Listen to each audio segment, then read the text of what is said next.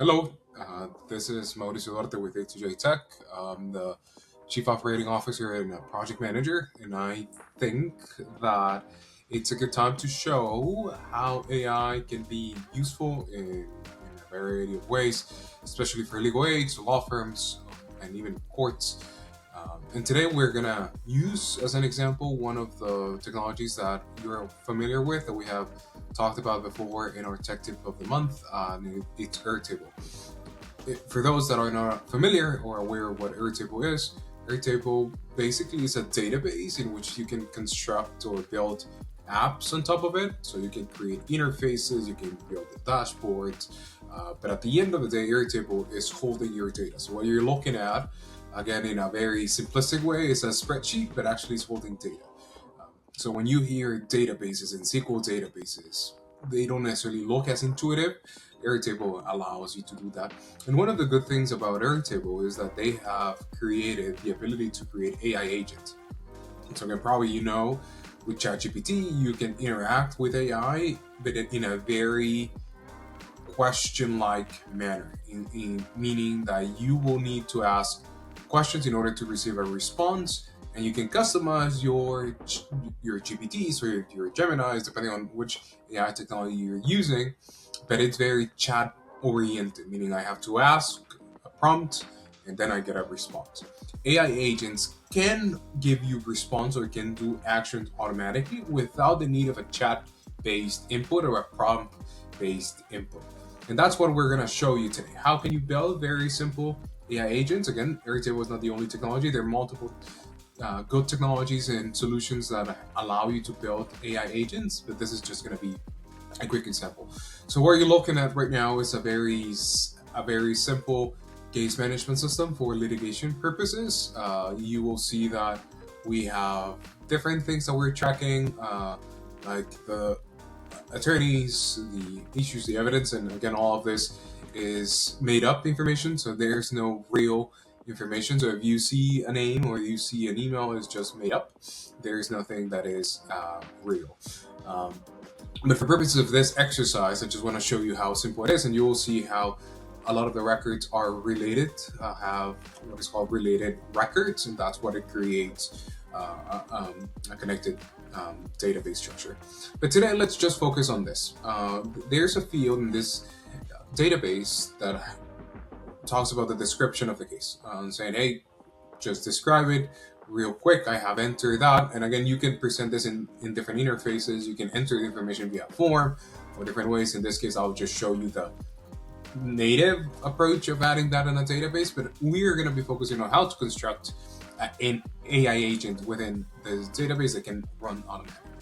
So Airtable has come with this new functionality that you can insert a field, and you will see that it can now allow you to build a field agent. That means that you can enter the instructions for that AI agent, and you can add based on which field it should run. So again, this is a very simple exercise.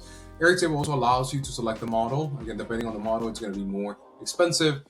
It's going to be faster. So just be mindful of that. With Airtable's pricing, you have a series of credits or API credits in order to run your AI agents. Again, if you use one of the newer, more compute-heavy models, it's going to be more expensive, and that's why you see that there's a small tag on some of them that shows low cost. So again, it depends on which AI technology you use. I don't have necessarily strong preferences. It depends on the type of work that I'm doing. For instance, if it's more drafting, I tend to use ChatGPT. If it's coding, I tend to use Grok. If it's just research, I tend to use Gemini. So again, you feel free to decide which underlying LLM you feel comfortable with. Or if you have your own, again, Airtable does not allow you to do that right now, but you can certainly integrate it in multiple different manners. But for purposes of this, we'll use a very simple GPT-5 at a low cost, and what I will give it very simple instructions. And again, you can get very complex.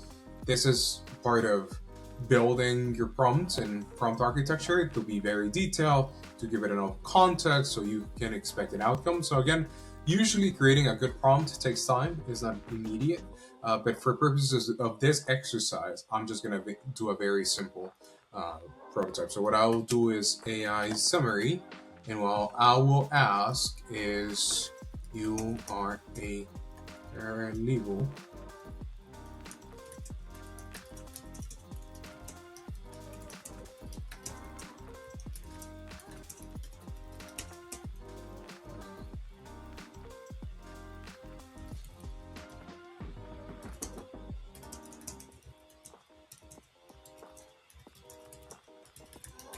And again, you can get as detailed as you want. I don't want to get too detailed for purposes of this exercise, just because I always like to keep my videos short and sweet for tech tip of the month. And what I want to do is,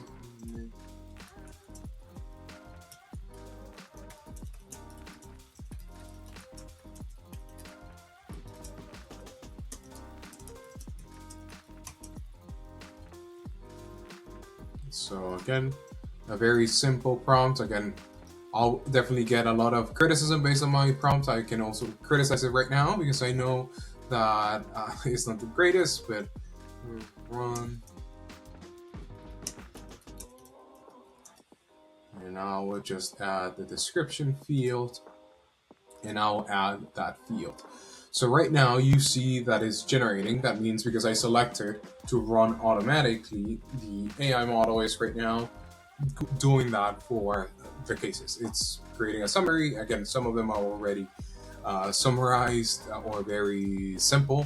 So the AI starts to work through that. And again, I said the model, depending on the model that you select, some might be faster, some might be longer. So for instance, here you can see, this is an interesting example actually, that because we are using the word threatening, the model specifically has been trained that gets flagged as, hey, this is not content that the AI should be using. And that gives you also a sense of, should I use another model, again, depending on some of the policies that they have. And you can see how actually that was it summarized based on the information. Again, based on the information that I have provided in this field, it gives me a summary. Again, I mentioned about the prompt. I can be more detailed, I can be broader in order to get the results. But you can see that all of this information is based on what I have inputted before. So it's running on those examples. So again, this is one example of how you can build AI agents using Airtable. There are multiple technologies in which you can build AI agents. So I would suggest for you to go out there, play around with them, and hopefully you can build interesting stuff.